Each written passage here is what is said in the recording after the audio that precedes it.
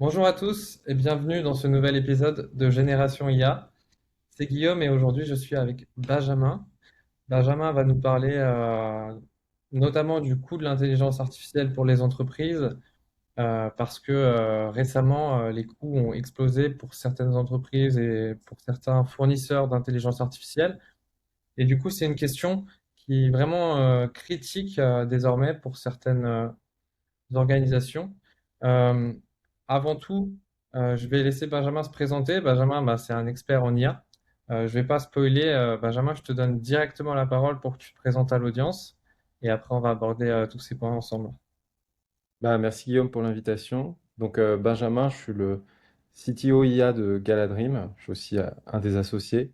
Et Galadream, c'est une agence de développement sur mesure qui a été créée en 2017 et qui depuis a accompagné plus de 800 clients. Et donc j'ai rejoint Galadream début 2024, quelques mois je pense après la sortie de ChatGPT, justement pour créer toute la branche intelligence artificielle et données au sein de Galadream. Et aujourd'hui, dans l'équipe, j'encadre environ 40 ingénieurs et consultants. Et donc, notre métier au quotidien, c'est d'accompagner tout type de clients. Donc, ça va de la PME, de la start-up, aux grands groupes sur leurs projets digitaux et notamment depuis quelques années, de plus en plus sur l'utilisation de l'intelligence artificielle.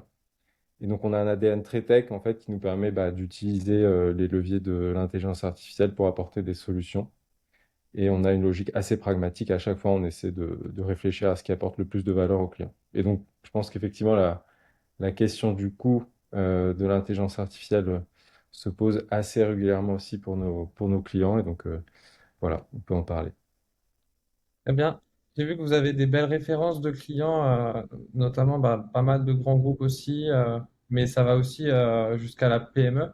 C'est Ouais. quoi, par exemple, la taille d'entreprise que vous accompagnez Ouais, c'est vraiment, on a un tiers à chaque fois de toute taille d'entreprise. Euh, on peut aussi bien accompagner, par exemple, du Rexel, qui est dans la distribution de matériel électrique et qui est une entreprise cotée en bourse, qu'une startup qui vient de se créer et qui, par exemple, souhaite accélérer l'utilisation de l'intelligence artificielle pour faire des migrations SAP. Donc, on fait vraiment le grand écart entre ces différents types de clients. Et je dirais que la moyenne de nos clients, c'est plutôt une ETI, plus de 200 salariés, avec une direction informatique, une DSI, qui veut accélérer sur ses projets digitaux. Ok. Intéressant d'avoir enfin, des clients de plusieurs tailles différentes parce que du coup, j'imagine que les problématiques que vous rencontrez en fait sont pas forcément les mêmes selon la taille de l'organisation. Est-ce que du coup, toi, tu as remarqué ça que selon bah, la quantité de données, par exemple, la taille de l'organisation, les problématiques sont différentes et notamment, par exemple, sur le coût de l'IA, on y revient déjà, mais j'imagine qu'il y a des structures qui peuvent pas forcément se permettre bah, du jour au lendemain d'avoir un x4 sur leur consommation d'IA comme ça implique, alors que d'autres peuvent éventuellement l'absorber et le lisser au fur et à mesure du temps. Ouais. En fait, à chaque fois, tu le mets en regard de la valeur que tu apportes avec l'IA. Donc, voilà, c'est l'équilibre coût-bénéfice en fait que tu fais dans chacun des projets. Et jusque-là, en fait, la question du coût, un peu paradoxalement, ça n'a pas été forcément la première question qui est posée par nos clients. Nos clients, ils veulent en premier lieu pouvoir débloquer de nouveaux cas d'usage et avoir des modèles suffisamment performants pour pouvoir les débloquer. Et donc, c'est souvent une discussion qu'on a au début. Et en fait, quand ils se rendent compte que c'est très intéressant d'utiliser un modèle plus performant, souvent ça prend le dessus. Euh, et ensuite, en fait, on a toute une mécanique aussi d'observation des coûts, de surveillance des coûts. Donc ça, je dirais que c'est pour la plupart des... Et puis, en fait, il faut différencier, comment dire, les cas d'usage. Je pense que c'est ça le point principal. Euh, Même dans l'utilisation de l'IA, les coûts, il faut rentrer un peu plus finement. Tu sais que, par exemple, les coûts d'input ne sont pas les mêmes que les coûts d'output. Il y a aussi des mécaniques de cache. Enfin, voilà. Tout de suite, on peut rentrer dans un peu plus de détails techniques, mais qui font que bah, chaque tâche est un peu différente et chaque tâche peut avoir des coûts IA assez différents. Euh, Donc, j'imagine que vous avez des partenaires avec qui vous travaillez ou vous payez directement à la consommation. Quels sont les différents modes de pricing aussi ouais, de l'IA? Parce que tu nous parles de input, donc j'imagine que c'est en token, input token, output token. Est-ce qu'il y exactement. a aussi des pricing par requête ou des abonnements qui permettent d'avoir une grande quantité de requêtes pour un prix fixe, par exemple, ou c'est que du coup à la consommation, par exemple? Ouais. Alors pour les projets où nous on met de l'IA au service des entreprises, donc typiquement des workflows agentiques ou des workflows déterministes avec des tâches de, de compréhension du langage naturel, du style extraire des informations d'un mail, extraire des informations des documents. Donc nous, nos clients en fait utilisent les API. Souvent les API via les cloud providers, puisque ça leur donne davantage de garanties, de sécurité sur l'utilisation des données, etc. Et donc là, en fait, effectivement, c'est plutôt un coût d'entrée, coût d'input de token et des coûts de sortie. Et donc, ce que je te disais, c'est effectivement le coût d'output est généralement 5 à 10 fois plus élevé que le coût d'input. Et donc, ça veut dire que des tâches qui sont gourmandes en output euh, vont être en fait plus chères que des tâches qui sont plutôt gourmandes en input. Pour donner un exemple, par exemple, analyser ou classifier un mail, ça c'est plutôt bien parce qu'en fait c'est plutôt de l'input et l'output est simple, ça veut juste être de dire bah, ça c'est un mail pertinent pour telle et telle comment dire, entité au sein d'entreprise. Ça c'est un cas d'usage qu'on traite, c'est par exemple pour un de clients dans le courtage en assurance. On fait toute une mécanique d'orientation en fait de la demande entrante et on permet en fait de trouver les bons gestionnaires sur la demande. Donc ça, c'est une tâche de classification. Et pour une tâche de classification, bah, en fait, c'est plutôt le coût en input et donc on a une tâche qui est relativement peu chère en fait. Et inversement, on a par exemple un cas d'usage où on essaie d'écrire des articles, de générer des articles. Donc là, tu génères beaucoup plus d'output et donc ça va être plus élevé. Et après, tu t'évoques les modèles en abonnement. Donc nous, en tant qu'agence tech, on est aussi un consommateur important d'intelligence artificielle. Donc on utilise énormément les agents de code. Et donc nous, on paye plutôt à l'abonnement, puisque c'est plus économique effectivement pour nous. Et donc ça, je pense que tu voulais évoquer le fait que bah, il y a une sorte de mécanisme implicite de subvention de la part des grands fournisseurs, donc Anthropic avec l'abonnement Claude, OpenAI avec Codex, et puis les autres. Et effectivement, dernièrement, il y a eu une évolution où quand tu es un gros client du style Uber ou Microsoft, tu peux plus vraiment utiliser ces abonnements pour chacun de tes employés, chacun de tes ingénieurs quand tu es dans le code. Et donc, tu dois payer à la consommation. Et comme bah, c'est plus subventionné, bah, c'est tout de suite plus cher. Voilà. Donc, ça, c'est vrai qu'il y a eu une évolution des coûts. Mais si tu regardes unitairement, en fait, je pense que tu n'as pas forcément. En fait, les prix, quand tu les regardes au token, ils n'ont pas explosé. Et même si tu pourrais même te poser la question, euh, non pas simplement tous les tokens ne se valent pas, tu vois, parce qu'il y a des tokens qui sont plus ou moins intelligents. Par exemple, un Fable qui vient de sortir là, d'Anthropic ou un Opus, bah, le token d'Opus est plus intelligent que le token de Haiku, qui est le plus petit des modèles fournis par Anthropic. Et donc, tu pourrais même dire, pour prendre un peu le contre-pied, que bah, finalement les prix ont baissé. Et donc, d'où vient l'explosion des coûts si les prix du token, si le prix du token, si tu regardes l'intelligence du token a baissé, bah, il y a notamment en fait tous les workflows agentiques et utiliser les IA pour faire du code, bah, c'est du workflow agentique. Eux produisent beaucoup plus de tokens, quoi. Donc, tu as beaucoup de tokens en entrée, beaucoup de tokens en sortie, puis plein d'allers-retours à chaque fois que tu rappelles une nouvelle tool, etc. Et donc ça effectivement produit beaucoup plus de tokens, mais ça te permet d'aller plus loin. Et nous, on en fait aussi de plus en plus en fait pour nos clients de workflow agentique parce qu'en fait, tu débloques des cas d'usage que tu traitais pas avant. et tu as vraiment des workflows qui sont autonomes et tu peux faire beaucoup plus que ce que tu faisais avant. Et donc là, tu dois toujours revenir à la question, bah, finalement, quelle valeur j'en tire par rapport au coût que tu vas payer à cause de ce workflow agentique. Clairement. Donc, juste pour préciser, donc input, c'est tout ce qui concerne en fait le contexte qu'on met dans un LLM, parce que du coup là, on parle plutôt d'IA générative sur ce podcast. Ouais, Mais j'ai vu que vous faisiez aussi de l'IA classique, de vision, etc., d'autres choses qu'on va pas forcément mentionner, mais voilà, vous vous limitez pas seulement au cas d'usage d'IA générative, parce bien que sûr.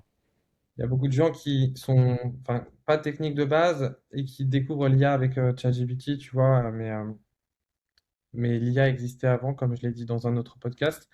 Et après, il y a donc l'output, c'est simplement la sortie, c'est ce qu'on voit en fait, la réponse d'une IA générative.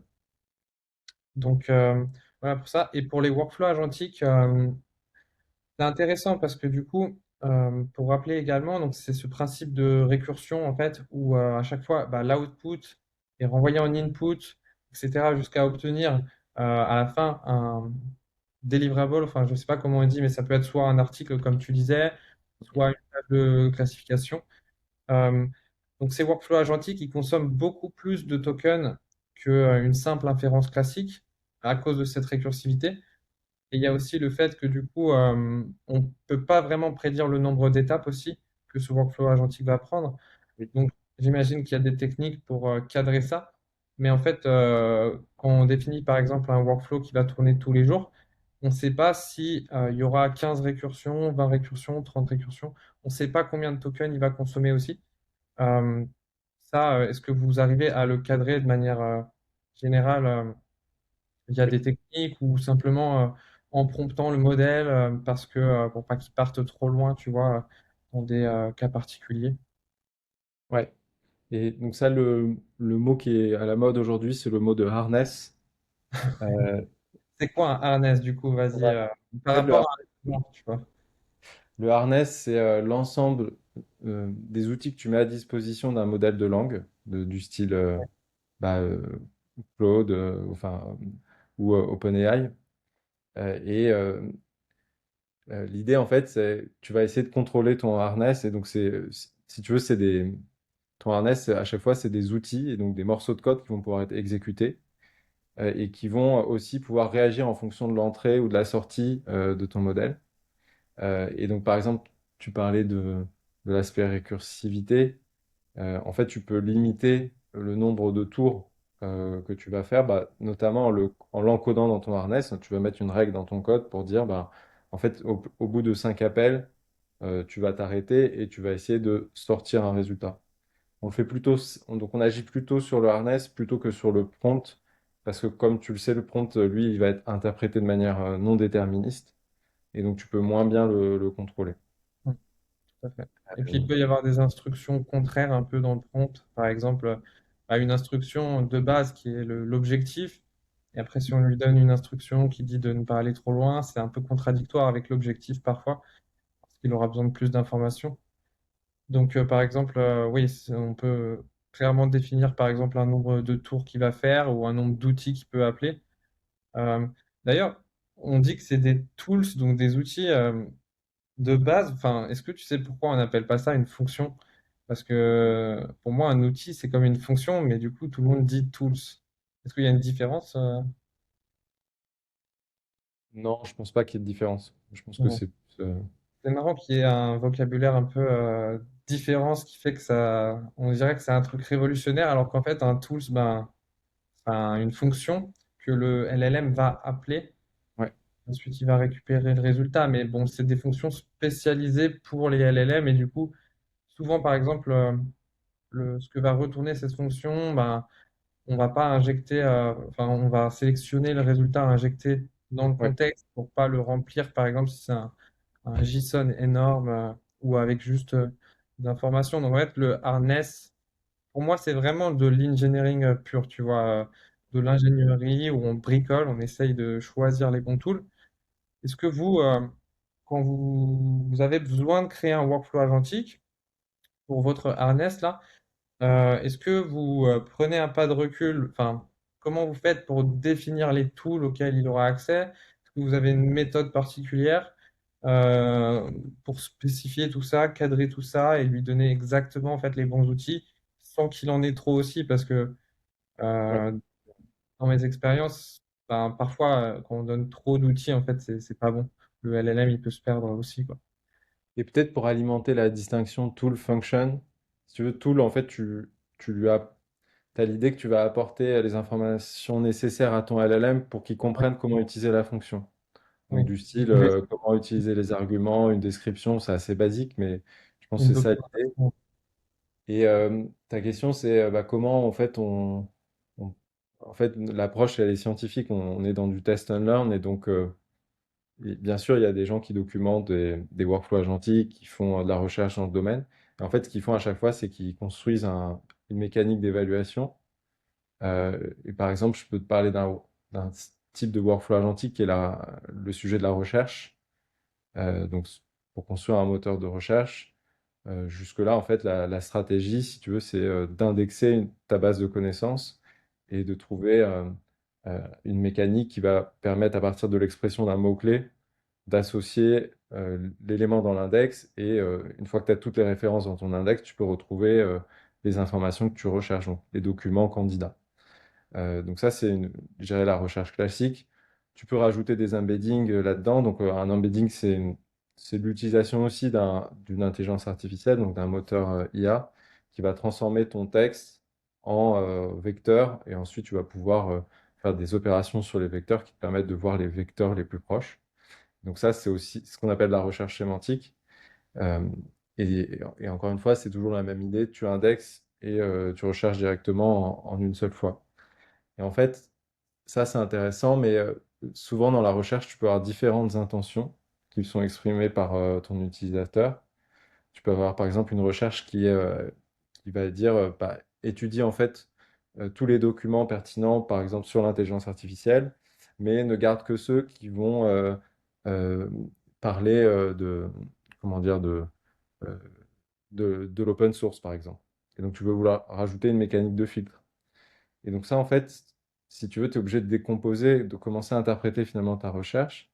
Et la recherche dite agentique, elle s'y prête bien parce que tu vas pouvoir avoir un premier tour où tu vas lister des documents pertinents. Et puis un deuxième tour où tu vas rentrer un peu plus en profondeur dans chaque document, tu vas l'analyser et tu vas pouvoir en fait apporter de la précision. Et donc ça, c'est un cas d'usage de la recherche agentique qui est bah, de plus en plus courant. Et en fait, ce qu'on peut faire, c'est définir des métriques d'évaluation dès le départ. Donc, tu travailles sur un jeu de données. Tu sais que bah, tel document est pertinent pour tel type de requête. Et donc, tu as établi ça à l'avance, quoi. Et donc, tu as un grand nombre de couples requête-document et score de pertinence. Et donc, tu t'appuies sur ça, en fait, pour évaluer ta recherche agentique. Et donc, tu vas faire tourner ta recherche agentique sur plein de types de requêtes en entrée. Et comme tu as déjà finalement ce jeu d'évaluation, ça va te permettre de calculer le score total atteint à la fin. Et donc, c'est ça qu'on utilise pour évaluer un harness. Et là, dans ton harness agentique, tu peux faire plein de variations. Donc, tu peux dire, OK, bah, dans un premier temps, je vais regarder que le titre de mon document. Donc, ça, c'est une façon de faire du retrieval, de faire de la récupération d'informations. Une autre tool va être plutôt dans l'analyse profonde et donc je souhaite dans cette autre tool récupérer un chunk. Et donc là, peut se poser la question de est-ce que je récupère, donc un chunk c'est un morceau du document, est-ce que je récupère un chunk, deux chunks, trois chunks? Bah, tout ça, tu peux le customiser dans ton harness. Voilà, et finalement, après, ton ensemble, ta panoplie d'outils que tu mets à disposition de ton modèle de langage va te permettre d'atteindre plus ou moins le résultat. Par exemple, une astuce qui est intéressante dans la recherche agentique, c'est d'avoir un tool qui va permettre de nettoyer un petit peu tous les documents candidats que tu as déjà vus. Tu veux éviter d'aller rechercher dans ce que tu as déjà vu. Donc voilà. Mais dans ces logiques de recherche agentique, on est plutôt, tu vois, sur de l'analyse un peu plus profonde, un peu comme si, voilà, si Si tu connais, par exemple, tu peux faire des deep search sur Claude ou des choses comme ça, et donc c'est exactement le même type de logique que tu retrouves dans une recherche agentique. Effectivement. Donc, du coup, vous définissez des use cases, en fait, des scénarios de l'utilisateur, de recherche, par exemple, qui peut faire plus ou moins complexe. Ouais. Et après, vous allez faire tourner votre harness, votre agent IA, votre Mm. workflow agentique. Et selon le résultat, bah, vous allez le noter ou l'évaluer, en fait. Et comme ça, vous pourrez identifier bah, là où il est bon et là où il n'est pas bon. Et du coup, au fur et à mesure, corriger, c'est ça, si je Ouais, résume. exactement. Et on va regarder aussi souvent ce que nos clients vont regarder, c'est la latence, enfin, ou en tout cas la durée totale de l'opération, et aussi le coût. Et on revient au sujet, effectivement. C'est ça. Bah, ça, c'est en fait tout ce travail d'optimisation, c'est le travail un peu des ingénieurs. Euh, Moi, je suis assez impressionné quand j'utilise Perplexity parce qu'en fait, depuis longtemps, ils sont très rapides pour faire de la recherche sur le web. Et du coup, je me dis qu'ils ont fait quand même un sacré travail d'engineering parce que bah, ils ont indexé tout ça, ils ont leur propre modèle d'IA. Ils doivent utiliser aussi, j'imagine, la recherche sémantique. Ouais. Est-ce que rapidement, tu peux expliquer l'intérêt de la recherche sémantique? Donc, c'est ce que tu disais avec les embeddings et le vecteur, parce que quelqu'un qu'on n'a jamais fait, je ne sais pas si il sait ce que c'est, mais quel est l'intérêt de faire transformer du texte en vecteur, donc en 0 et 1, et en quoi ça marche mieux que juste faire une recherche dans le texte classique? Oui, bah, parce qu'en fait, disons que quand tu transformes du texte en vecteur, l'idée c'est que tu vas avoir par exemple, si tu as deux concepts qui sont proches, euh, du style, je sais pas moi, une voiture et une moto, qui sont dans le registre du transport, et ben, en théorie, dans ta représentation vectorielle, dans tes embeddings, ces embeddings vont être proches. Donc, supposons que tu sois sur un moteur de recherche qui permet d'explorer des articles de presse, et en fait, tu recherches euh, des informations sur les différents modes de transport. Et ben, en fait, le modèle va comprendre, va pouvoir généraliser, si tu veux, un domaine plus large, et au lieu d'avoir une recherche qui va être bah, uniquement sur le texte motocycle, motocyclette ou je sais pas, vélo, etc. Il va pouvoir en fait avoir une capacité de généralisation. Et donc ça te permet d'avoir une recherche un peu plus riche de ce point de vue-là. Après, c'est pas forcément Nous, ce qu'on fait souvent, c'est qu'on combine les deux. On a une recherche hybride où on fait à la fois de la recherche syntaxique, tu vois, on va regarder la proximité des mots. Et donc c'est un peu plus compliqué juste de dire mot à mot, tu vois, c'est un peu plus riche. Et on fait aussi la recherche sémantique.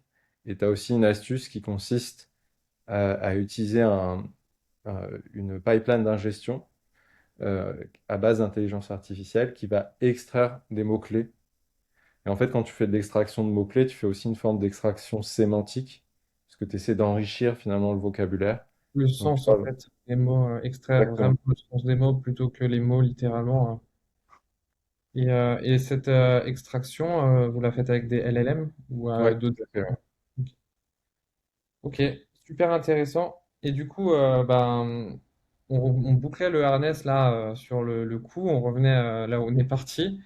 Euh, Demain, là, il y a un client qui vient vous voir et il vous parle de son business. Donc, vous identifiez des workflows, donc des choses répétitives à potentiellement automatiser et vous identifiez qu'on peut y mettre de l'IA parce que ça s'y prête bien pour ce cas d'usage.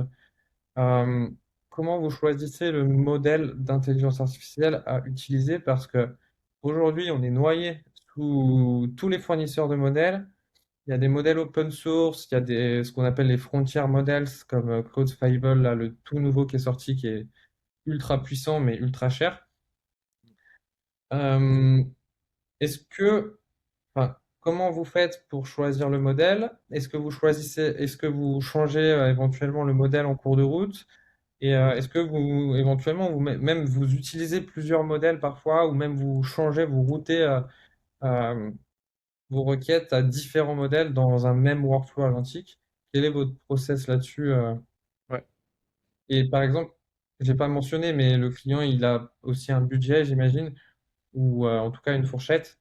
Et donc, faut que ce workflow, ben, il n'explose pas le budget du client, en tout cas, pour faire ça, quoi.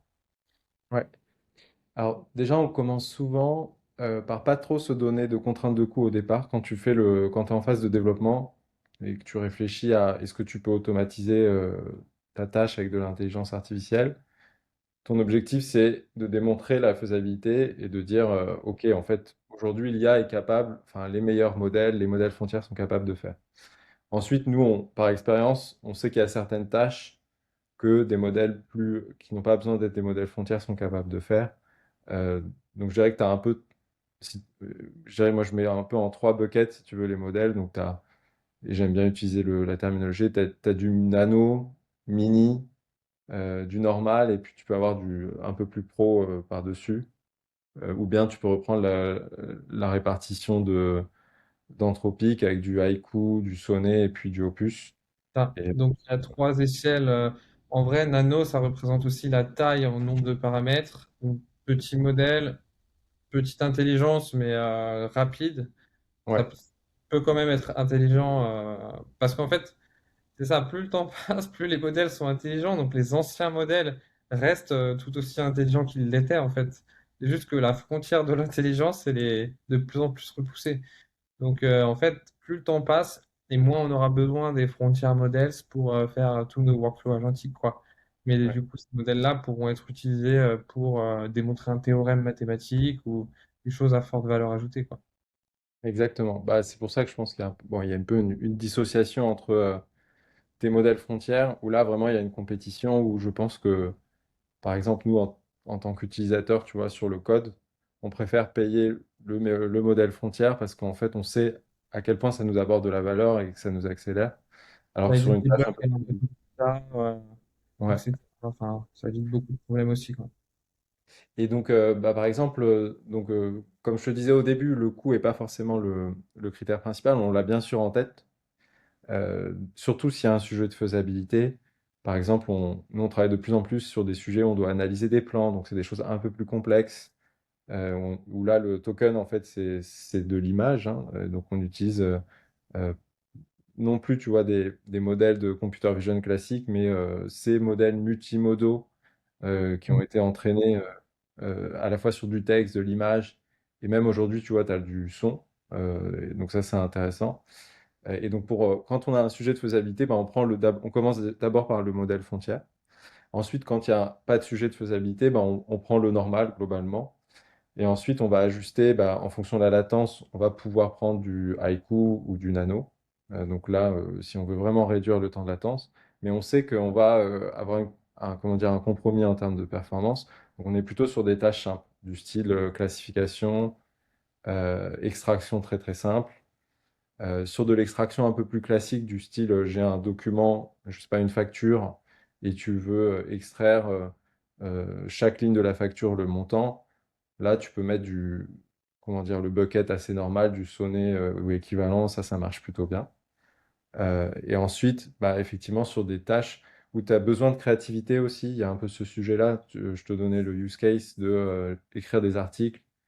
Bah, là, tu vas plutôt utiliser les modèles un peu plus puissants parce que tu veux une sorte de richesse de compréhension plus large, quoi, et comment dire, un comportement encore plus aligné sur l'humain. Et tu le vois en utilisant les modèles frontières que quand tu leur donnes des instructions, ils devinent aussi un peu le sous-texte de ton instruction et donc ils sont un peu plus alignés avec la façon dont De moins en moins, il y a besoin de créer des longs prompts en fait, et de plus en Exactement. plus juste une phrase. Et en fait, le modèle va directement comprendre tout ce qu'il y a sous-jacent sans qu'on ait besoin de lui préciser. Et parfois même, je crois que Anthropic recommande désormais de ne plus faire de longs prompts justement parce que ça pourrait juste, le modèle pourrait être confus et juste lui dire une ligne, ce qu'on veut, ce qu'on a dans la tête, et il va le comprendre directement et découper en étapes, etc., quoi. Et tu demandais, est-ce qu'on change le modèle? Oui, ça nous arrive. Donc, tu vois, il y a des mises à jour de modèles. Alors, il y a même aussi des sujets de dépréciation. Euh, Certains de nos clients ont eu du GPT-4o, par exemple. Oui.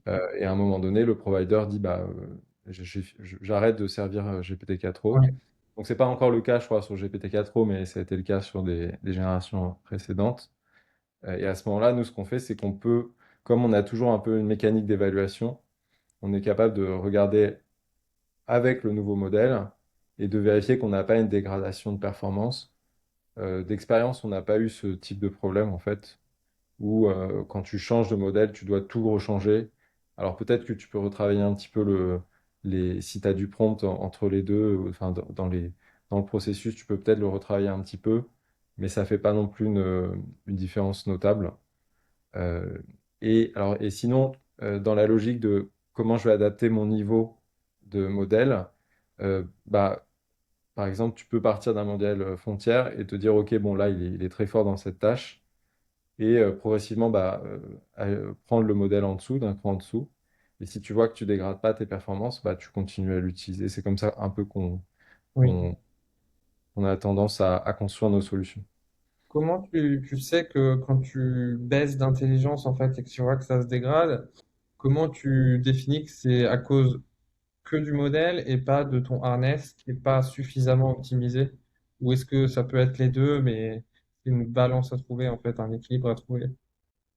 Oui, je pense que ça peut être le deux. Après, tu vois, sur le harness et les cas agentiques, c'est, j'ai envie de dire, nos derniers clients qui en bénéficient, parce que c'est quand même des choses assez récentes. Ouais. Et et en fait, toujours dans nos solutions, on a des mécanismes de feedback utilisateur. Donc, on voit assez rapidement si le feedback est moins bon et si comment dire, il voit une dégradation de la performance. Et après, on peut aussi jouer ça sur des jeux de données qu'on aura préparés. Et ça nous permet aussi d'avoir des métriques qui sont un peu plus précises sur la qualité de sortie. Ça, c'est un sujet, le feedback, c'est hyper important. Et il y a pas mal de gens un peu dans la Silicon Valley, à droite à gauche, qui parlent d'un peu de self-improving agent, donc des agents qui vont s'auto-améliorer, donc soit grâce au feedback qu'ils reçoivent, soit directement eux-mêmes en analysant leurs propres résultats, en fait, entre guillemets. Est-ce que c'est un sujet que vous avez déjà exploré? J'imagine que le mettre en production à des clients, c'est pas forcément tout de suite la chose à faire parce que Ouais. c'est un peu dangereux et partir dans tous les sens. Mais est-ce que tu as un avis là-dessus, Ouais. vu que Bah, en fait, bon, c'est assez drôle, mais on nous demande souvent est-ce que l'IA apprend? Euh, et bon, ça cache parfois derrière le fait que les gens n'ont pas conscience que c'est juste une machine à qui tu donnes des tokens et qui va t'en donner enfin, de nouveaux tokens en fait. Et donc d'elle-même, comment dire, le modèle de langage ne va pas apprendre en fait si tu ne cherches pas à soit faire évoluer ses paramètres, soit à faire évoluer, j'ai envie de dire, le prompt que tu utilises en fait, ou apprendre. l'ensemble. Ok. Ça, En fait, effectivement, le modèle n'apprend, enfin, il reste toujours le même, quoi. Si tu le changes, exactement. si tu changes pas les paramètres que tu utilises, le modèle, c'est quoi? C'est un espèce de grand fichier de réseau de neurones, etc. Ouais, Et tout il à fait. bouge pas, sauf si on le fine-tune. Donc on peut le changer, mais si on le fait pas, enfin, il change pas, ça, il pourra pas s'améliorer tout seul comme ça, sans intervention d'ingénieurs qui vont en fait créer des mécanismes pour le faire. Ouais, exactement. Donc ça, on essaie de... Parce que c'est vrai que les gens se disent que bah, quand j'interagis avec ChatGPT, bah, il commence à mieux me comprendre, il parle mon langage, etc. Et donc ça, c'est vrai que tu as des... Alors, sans modifier les paramètres du modèle, tu peux jouer en fait sur le contexte. Donc en gros, ce que font ChatGPT ou Claude quand tu utilises leurs outils sur Internet, ils vont enregistrer une mémoire. Donc ils vont dire, OK, toi, tu aimes bien parler d'automobile ou autre chose. Et donc ils vont se dire, bah, mon utilisateur aime bien tel et tel sujet. Et à un moment donné, ils vont le mettre dans le contexte. Et donc c'est toute la logique de comment je vais réintégrer la mémoire dans mon contexte qui fait qu'on peut dire que ton IA apprend. Et après, pour répondre à ta question, oui, on commence à le faire, le fait de, comment dire, d'avoir ce boucle de rétroaction. euh, c'est sûr que le système n'est pas self-improving, c'est-à-dire qu'on a toujours comment dire, une intervention Human d'un in the ingénieur chez nous pour l'instant. Mais ce qu'on peut faire, euh, et ce qu'on fait d'ailleurs, c'est en gros, on peut euh, orchestrer euh, une sorte de script qui va prendre les feedbacks, qui va analyser par exemple les erreurs et qui va proposer des évolutions de prompt. Et à un moment donné, l'ingénieur va voir l'output, bah, comme tout à l'heure, on évoquait le fait que bah, tu peux mettre un agent Claude, il a terminé, il va dire ah, j'ai terminé. voilà, on peut avoir ce type de mécanique pour pouvoir faire de l'amélioration continue en fait des solutions qu'on met en place pour nos clients. Ok, clair là-dessus. Du coup, tu m'as tendu une perche en parlant de mémoire. C'est un sujet, je pense, que j'ai jamais abordé sur le podcast, la mémoire des IA, entre guillemets. Et tu as évoqué le contexte, que c'était lié au contexte. Donc, est-ce que tu peux clarifier un peu ça? Est-ce que tu peux, parce que la mémoire, en fait, c'est quand même un gros problème pour les IA à cause de cette limitation de la taille de contexte. Bien que maintenant, les modèles, par exemple, Gemini, ils ont 1 million de tokens, mais du coup, enfin, tu peux pas injecter trop d'informations parce que du coup, ça va se perdre avec ton prompt et il faut que ce soit très bien fait. C'est un problème qui est en train d'être un peu résolu, j'ai l'impression, avec les agents autonomes. Là, on parle souvent de cerveau pour les agents, enfin, des outils qui proposent ça. Est-ce que tu peux un peu élaborer sur cette Ouais, bien problématique sûr. de mémoire? Parce que, en fait, c'est très frustrant et c'est le cas de plein de gens. Tu fais une session sur Code Code où tu parles à ChatGPT. Bon, ChatGPT garde enfin, Claude aussi d'ailleurs, mais tu peux, après une longue session, t'en recommences une autre et tu lui expliques exactement la même chose que tu lui as expliqué avant. Et du coup, c'est un peu frustrant, ça consomme plus de tokens, donc ça coûte plus cher et tu peux répéter chaque jour la même chose. Voilà. Je te laisse juste élaborer sur la mémoire. Ouais. Euh, En fait, comme tu le dis, le sujet derrière la mémoire, c'est le contexte et la taille du contexte. Et ça, je pense que bon, la mauvaise nouvelle, c'est que ça va pas non plus. Aujourd'hui, tu vois, les fournisseurs propriétaires atteignent 1 million de tokens en taille de contexte. Donc, qu'est-ce que ça veut dire? Ça veut dire que on peut mettre au plus 1 million de tokens pour obtenir de nouveaux tokens de la part d'un modèle de langage. Est-ce que tu penses juste qu'il y aura un nouveau, enfin que ce cap de 1 million va être cassé et il y aura une nouvelle innovation et pas 10 millions ou enfin ça c'est des suppositions, hein. Est-ce que En fait, le sujet derrière, c'est un peu technique, mais c'est lié à l'architecture notamment des GPU, donc qui sont les processeurs graphiques qui sont utilisés. Et en fait, ces GPU, ils sont limités sur la bande passante mémoire qui permet en fait de copier les paramètres du modèle vers l'endroit, donc qui est la mémoire la plus vive en fait du GPU, où se fait l'exécution parallèle du code. Et donc ça, en fait, t'as une bandwidth, donc une bande passante qui est limitée. Et en fait, à chaque génération, donc la nouvelle génération NVIDIA Rubin, euh, tu continues à faire exploser ta capacité de calcul, mais pas autant d'un point de vue mémoire, bande passante mémoire. Et pourquoi je t'en parle? Parce qu'en fait, ce que tu fais quand tu fais donc un modèle de langage, c'est un modèle dit autorégressif. Donc en gros, chaque token que tu dois générer, il faut que tu dois porter attention, donc c'est le mécanisme de l'attention, à chacun des tokens précédents. Et ce qui est fait pour éviter d'avoir à faire un coup de calcul quadratique, c'est qu'en gros, tu vas en fait stocker ce qu'on appelle un KV cache, qui est en gros tu mets en cache, si tu veux, tous les moments où tu as utilisé tes tokens précédents dans ton mécanisme de l'attention. Et donc plus ton KV cache grossit, plus tu vas occuper en fait ta bande passante mémoire au moment où tu vas faire l'inférence. Et donc, si tu veux ton 1 million de tokens, il va avoir un impact en fait sur si tu veux passer à 2 millions de tokens, tu vas encore faire exploser ton KV cache. Et donc là, il y a eu des innovations récentes, c'est vrai. Donc notamment il y a eu des innovations de la part de DeepMind, qui est le laboratoire de Google, où ils sont capables de mieux compresser l'information et d'avoir un cache qui est beaucoup plus petit. Euh, donc voilà, et tu as beaucoup de gens qui réfléchissent à ce sujet. Mais c'est vrai que ça reste un problème physique, tu vois. Ça vient de ton GPU. Et ouais, ce domaine-là qu'il faut qu'il y ait de l'innovation, que le software, bien qu'on peut compresser, mais au bout d'un voilà. moment, Et ok. donc, donc tu es limité en taille de contexte. Et c'est vrai que tu as pas mal comment dire, d'influenceurs dans ce sujet qui parlent par exemple, de continuous learning, qui est de dire, bah, supposons que tu aies une taille de contexte infinie, bah, finalement, tu vas être capable de remplacer vraiment un stagiaire ou une personne que tu viens de recruter, parce qu'il va apprendre de toutes ces interactions, etc.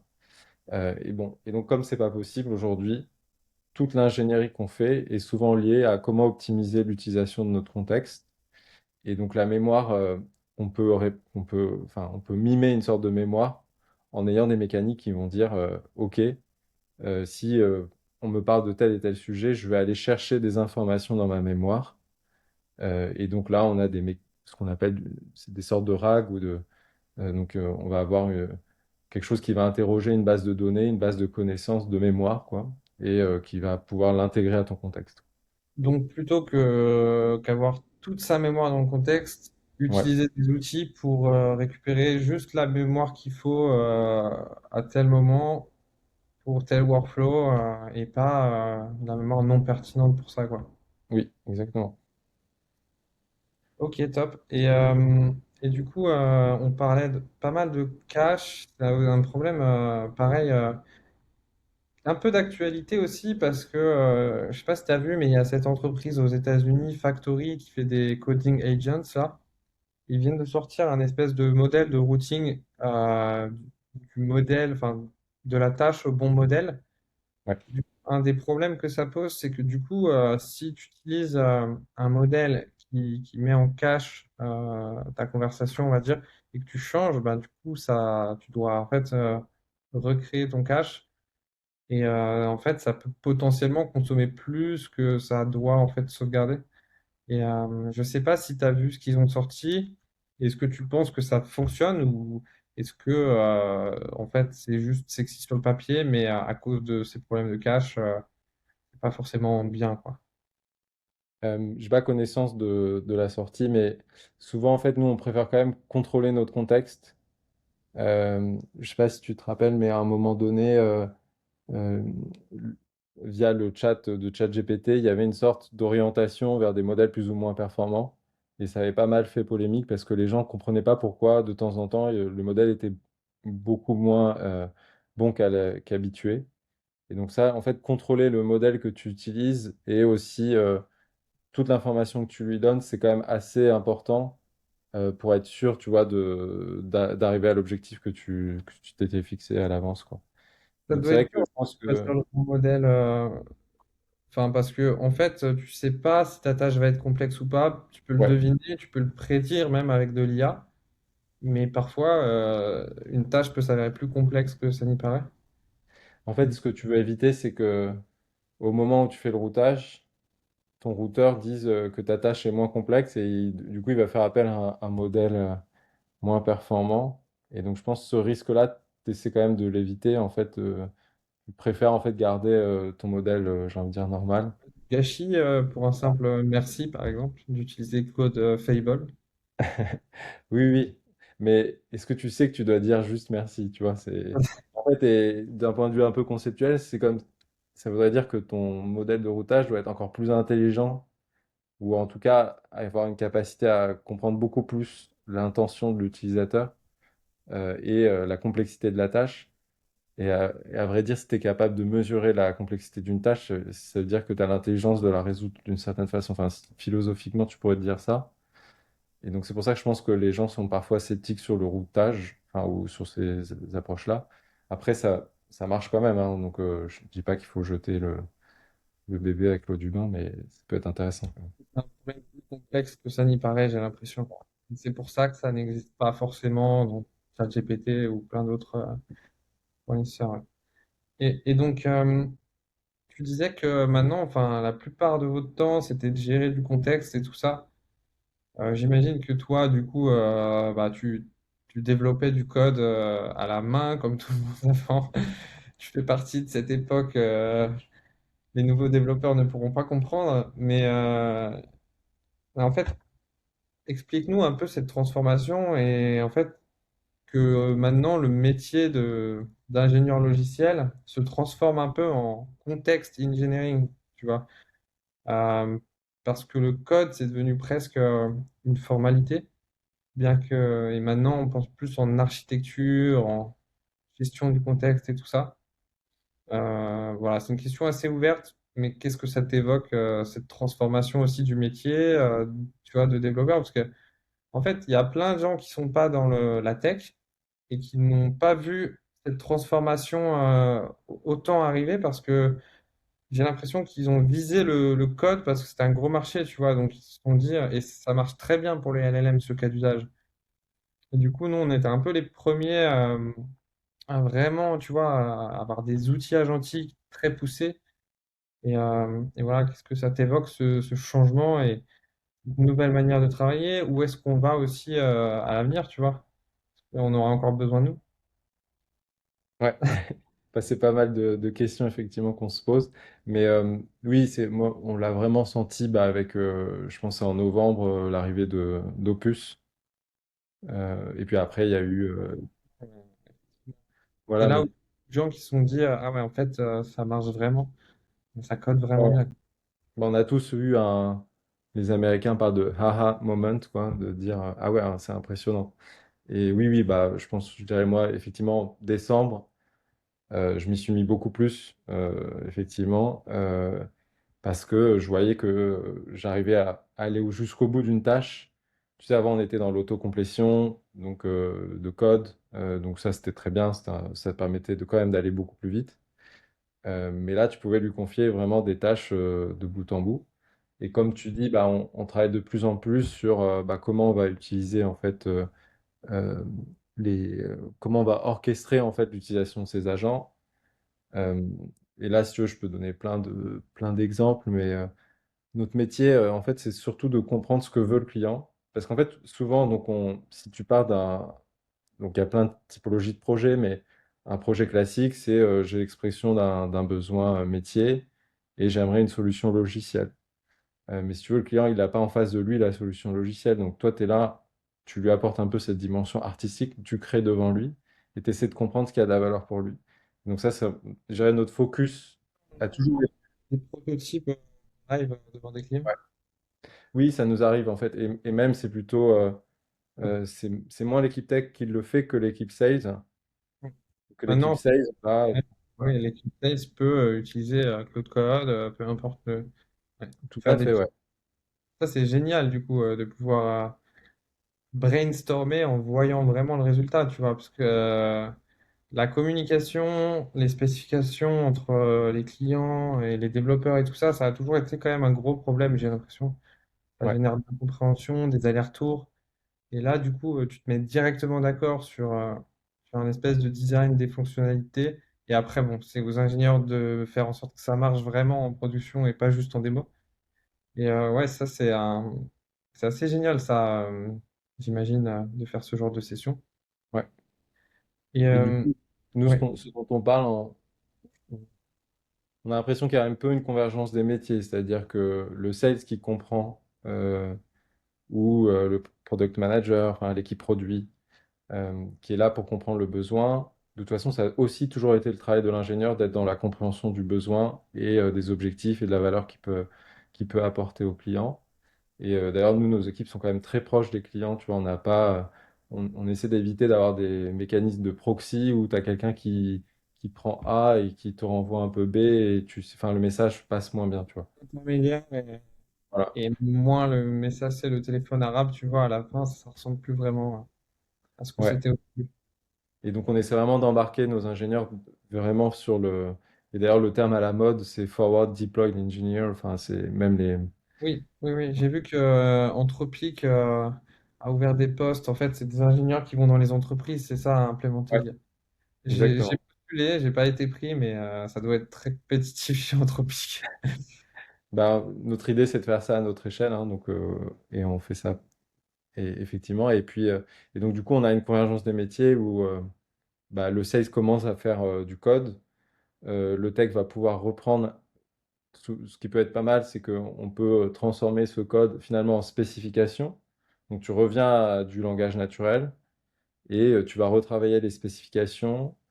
Et ensuite, c'est là où c'est quand même utile d'être tech, c'est que bah, pour répondre aussi à la question, est-ce que notre métier va disparaître, tu as quand même tout un spectre de connaissances. Alors bien sûr, la connaissance maintenant, c'est une commodité, puisque n'importe qui peut interroger Claude Code, mais tu as aussi l'expérience et tu as aussi les réflexes que tu peux avoir sur comment tu organises finalement un projet et comment tu vas séquencer ton développement. Et ça, bah, comme tu n'as pas ton contexte infini, pour l'instant, on l'a pas, enfin, ça reste dans le cerveau humain de nos ingénieurs. Et donc, tu vas travailler les specs. Et nous, ce que l'ingénieur sait, bah, il sait comment dire, faire les choix techniques du style je vais utiliser telle base de données, je vais configurer ma CI. Donc, bon, c'est un terme technique pour dire la manière dont le code va être construit, puis ensuite déployé. Euh, et, et ça, l'ingénieur, voilà, a vraiment une force là-dessus pour dire, bah, je sais comment orchestrer tout ça. Et puis même dans mon développement, je sais comment je vais construire toute ma logique de test pour m'assurer que je suis bien conforme à mes spécifications et au fur et à mesure. Aussi, on introduit Voilà, ce bug en cours de route. Mais ça, exactement.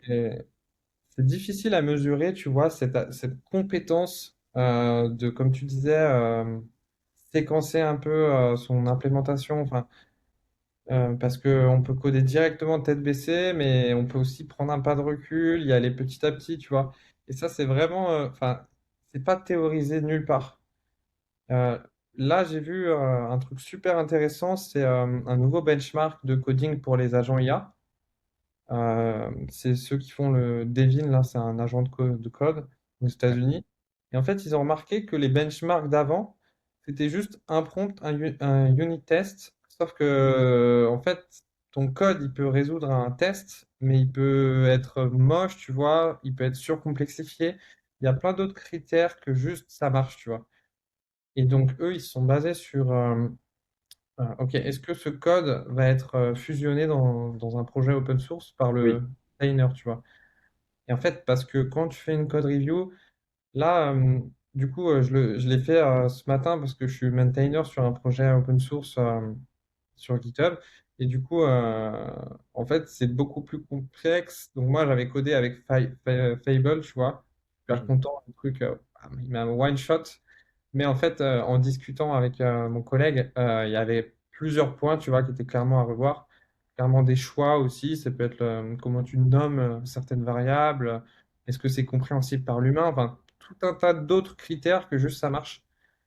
Et, euh, et donc pour moi, c'est là encore où l'humain, tu vois, il a beaucoup de valeur. Et après, jusqu'à quand? Enfin, je sais pas, personne sait. Mais, euh, mais voilà, il y a aussi des gens, je l'ai dit dans d'autres podcasts, qui pensent que l'IA va créer plein d'emplois. Ça, après, c'est un sujet un peu hors de notre domaine de compétences, on va dire. Mais voilà, je sais pas si tu veux rebondir sur tout ça. Ouais, mais je suis d'accord. Mais je crois que le chiffre, c'était 13%. Je crois qu'il n'y avait que 13% des PR qui étaient acceptés ou des choses comme C'est ça. Ouais. ça, ouais, exactement. Mais oui, oui, bah, mais du coup, ça montre bien que le métier a changé où tu es plus effectivement, dans la revue de ce que l'IA va produire. C'est ça. Voilà. Ça pose un Et ça, c'est problème parce vrai qu'il que. y a beaucoup plus de code, donc il faut beaucoup plus de Ouais. capacité pour revoir ce code. Et c'est ça, en fait. Et du coup, le métier est quand même, je dirais qu'il n'est pas plus simple. Il est quand même, d'une certaine façon, il est plus complexe parce que tu es en permanence à relire du code. Et donc, tu vois, tu as des ingénieurs qui débutent leur carrière professionnelle et qui passent tout de suite, finalement, tech lead d'une certaine façon, puisqu'ils tech lead ils sont en train de manager leur IA. Euh, et, euh, et donc, voilà, et ça demande finalement une prise de recul plus forte et une montée en compétences aussi plus rapide. Ça, c'est aussi ça que j'ai observé. On pouvait se dire, effectivement, bah, en utilisant l'IA, les gens vont plus vraiment apprendre à coder. Euh, Si tu mets le bon équilibre, si tu vois, entre je produis de l'AI slope et je sais, bon, voilà, je push, je regarde pas exactement, et je fais tout à la main, bah, je trouve quand même si tu es un peu à la frontière de ça, finalement, je trouve que du coup, la courbe de progression est plutôt bonne. Et en fait, si tu te mets dans la disposition de je reste toujours en contrôle de ce qui est produit, finalement, tu vas apprendre beaucoup plus et c'est même beaucoup plus exigeant de rester en contrôle de tout ce qui est produit. Et donc, je dirais qu'aujourd'hui, ce qui est bien par rapport à 6 mois, c'est que si tu veux atteindre un niveau de qualité encore plus supérieur, d'un point de vue code, d'un point de vue sécurité, couverture de test, etc., bah, justement, utiliser de l'IA est quand même une aide assez précieuse. Je peux donner un exemple, et même en tant que manager, si tu veux, c'est aussi utile. Ça me permet en fait de suivre une grande quantité de projets et la qualité de code de pas mal de mes ingénieurs, en fait. J'ai défini de moi-même, enfin, j'ai une sorte de petit benchmark, une méthodologie d'évaluation de la qualité du code selon différents axes. Et j'utilise Claude Code pour le faire tourner régulièrement. Et ça me permet d'avoir un aperçu de comment les ingénieurs progressent sur tel et tel sujet. Donc sur la qualité de la CI, sur la qualité, la sécurité des dépendances ou d'autres choses comme ça. Et ça, je ne pouvais pas faire ça à la main de manière raisonnable il y a un an, tu vois. Donc ça quand même décuple tes possibilités, quoi. Faut mettre le curseur au bon endroit, c'est toujours pareil.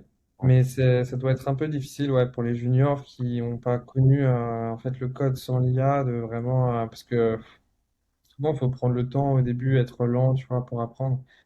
Et j'ai l'impression que même du coup les exigences elles sont plus hautes parce que comme on a tous ces outils, si tu produis pas 10 PR dans la journée, enfin, tu vois ce que je veux dire, et du coup, tu prends jamais vraiment le temps de prendre du recul. Et je trouve aussi que c'est un peu dur de visualiser tes changements, etc. Donc, faut se servir aussi d'outils, de diagrammes, tu vois, que tu peux aussi générer avec l'IA. Mais ça devient dur aussi de vraiment se représenter les choses dans la tête de façon concrète et pas vraiment abstraite, tu vois. Ouais. Mais Oui, voilà, c'est une compétence qu'on est tous en train de développer, j'imagine. Et pour finir donc cet épisode, je voulais revenir sur quelque chose que tu as dit, que des boîtes comme Anthropic, ils ont par exemple des Forward Deployed Engineers, des gens qui vont déployer l'IA. Euh, Moi, ce que j'aime bien, tu vois, avec des agences qui sont pas couplées à des fournisseurs d'IA comme Galadream, tu vois, c'est que du coup, vous n'êtes pas parti pris parce que, par exemple, un ingénieur d'Anthropic, il va pas forcément minimiser l'utilisation des tokens ou alors il ne sera pas incentivé à le faire, tu vois, même si ouais. forcément c'est bien de le faire. Et aussi cette possibilité, tu vois, de changer de fournisseur d'IA, d'avoir l'option modèle open source. Euh, Est-ce que certains de vos clients, ils arrivent vers vous et ils présélectionnent déjà le fournisseur d'IA, tu vois, ou comme tu disais, ça vient avec les cloud providers, tout ça. Oui. Euh, Oui, souvent, il y a, bon, certains clients ont comment dire, des a priori, ils se disent, je veux utiliser tel modèle, etc. Ça arrive Donc, souvent, ouais. ouais. Par exemple, le sujet qui vient, c'est aussi le sujet de la souveraineté, donc c'est un sujet un peu complexe, mais souvent nos clients disent, bon, je veux de la souveraineté, donc je veux du Mistral. Bon, voilà, c'est un peu plus compliqué que ça. Euh, et, donc, voilà, on essaie de. C'est vrai qu'on le met un peu en avant de dire qu'on est modèle agnostique. On n'est pas lié à un provider. On essaie quand même de coller aux besoins, enfin, à ce que ça peut apporter, d'évaluer à chaque fois la valeur que ça apporte.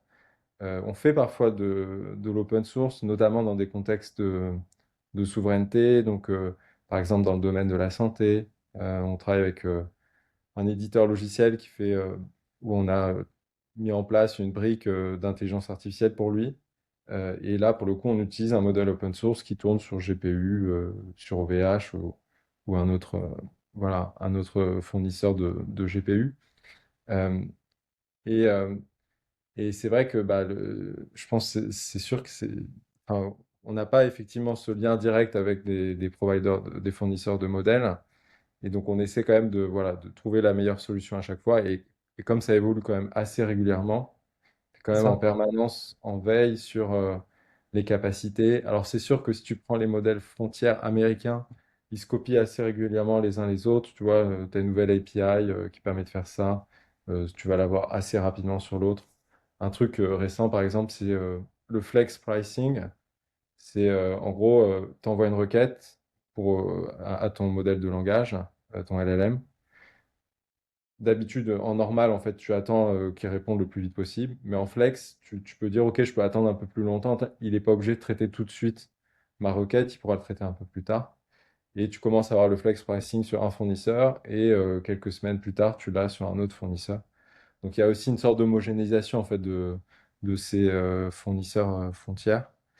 Et, euh, et après, je dirais qu'il y a un peu deux classes qui se distinguent. Soit tu es vraiment obligé d'utiliser les modèles frontières parce que c'est compliqué. Enfin, tu es obligé d'aller chercher les dernières capacités d'intelligence artificielle. Soit effectivement, tu es un peu plus libre. Enfin, tu es sur des tâches plus simples. Et donc là, oui, l'open source progressivement se met en, tu vois, et une solution, une approche. Après, ça reste difficile quand même donc, tu as des fournisseurs en API sur de l'open source. C'est Oui. plutôt ça qu'on recommande. C'est Mais difficile en fait, tu te rends compte que ouais, d'infrastructure avec ces modèles open source. Enfin, c'est un vrai ouais. métier, quoi, de faire de C'est ça, en fait, l'inférence. c'est l'inférence de modèle, qui est le fait de proposer à des gens, je prends des requêtes et j'exécute sur un LLM et je te donne la réponse. C'est quand même un métier compliqué et surtout, ça demande du capital parce que une sorte de mise à l'échelle. Si tu n'as pas cette échelle nécessaire, finalement, ton coût ton coût marginal est beaucoup trop important et c'est vraiment pas rentable de faire tourner l'inférence. Et donc finalement, tu n'as pas tant d'acteurs que ça qui te permettent d'utiliser vraiment de manière fiable même des modèles open source. Et quand je dis fiable, si tu veux, en fait, quand tu utilises ton API, tu veux toujours avoir à peu près les mêmes temps de latence. Tu vois, tu vas faire une requête, la nuit, super, ça marche super bien, et pile au moment de pic d'activité, ça marche plus du tout, tu vois, parce que là, pour ton client, il va pas être content, en fait, si c'est comme ça que ça se passe. Et donc, finalement, tu n'as pas tant de fournisseurs qui permettent d'avoir cette fiabilité dans l'inférence. Donc ça, c'est bon, c'est un autre sujet, mais je dirais que ça fait partie aussi de notre travail d'identifier les bons fournisseurs à chaque fois. Euh, donc nous, on passe souvent sur les providers sur les providers cloud, puisque l'intérêt, c'est que souvent, on déploie nos solutions sur du cloud, et du coup, bah, tu as le provider cloud qui directement tu peux Ouais, utiliser comme un des facile. services, quoi. Ok. Euh, Dernière question. Tu m'as dit que enfin, tu recrutais potentiellement dans ton équipe. C'est quel type de profil et comment on peut te contacter si besoin? On a une page Welcome to the Jungle pour Galadrim. Et donc là, on a plusieurs profils qu'on recrute. On recrute bien sûr des ingénieurs IA, donc plutôt des personnes qui aiment déjà le développement logiciel, parce que c'est quand même notre métier principal, et qui s'intéressent au fonctionnement de l'intelligence artificielle, idéalement qui ont un peu un background data science, parce que même si c'est pas 90% de notre activité, c'est bien d'avoir en fait ce recul scientifique pour poser les choses dans le bon ordre et avoir par exemple une stratégie d'évaluation. Et voilà, cette rigueur scientifique nous est utile. Et aussi, on recrute des gens qui aiment bien construire du produit, donc un peu esprit product builders. Et dans cet aspect un peu convergence des métiers, on recrute des product managers ou des product owners qui vont avoir aussi ce côté un peu plus tech où ils sont capables d'ouvrir Cloud Code et de se lancer dans un POC, etc. Euh, donc Euh, voilà. Tout ce qu'on a dit, effectivement, parce que quand tu dis ingénieur IA, en fait, ça peut être tellement de choses différentes. Ouais. Et c'est bien de préciser tout ça. Écoute, Benjamin, bah, merci beaucoup pour ce podcast. C'était super sympa. Et voilà, je te laisse le mot de la fin éventuellement. Et sinon, on s'arrête là. Bah, merci Guillaume pour l'invitation. Bah, moi, enfin, j'adore mon métier, quoi. Je trouve ça hyper intéressant d'avoir en fait les évolutions. On est vraiment en fait au cœur quand même d'une révolution, hein, je pense, hein, sur Oui. l'utilisation de l'intelligence artificielle. Euh, et, Surtout. écoute, et tu vois que c'est au cœur d'une révolution économique, et ça, on le voit parce que nous, on est au contact du tissu économique, tu vois. Donc ça, on voit que, comme je te disais au début, bah, on a tout type de clients qui se posent ces questions. Euh, Bien sûr, il y a des gens qui sont un peu sceptiques, techno, voilà. Tu vois, par exemple, sur Uber, qui a reculé sur l'utilisation, ils l'ont interprété comme ça. Moi, je l'ai interprété plutôt comme, bah, finalement, la demande a dépassé l'offre, tu vois. C'est-à-dire qu'ils avaient absolument besoin d'utiliser l'intelligence artificielle, et c'est plutôt moi comme ça que je le vois dans les années qui viennent. Ok. Super intéressant aussi tout cet aspect. Euh, Merci encore et à une prochaine. À bientôt.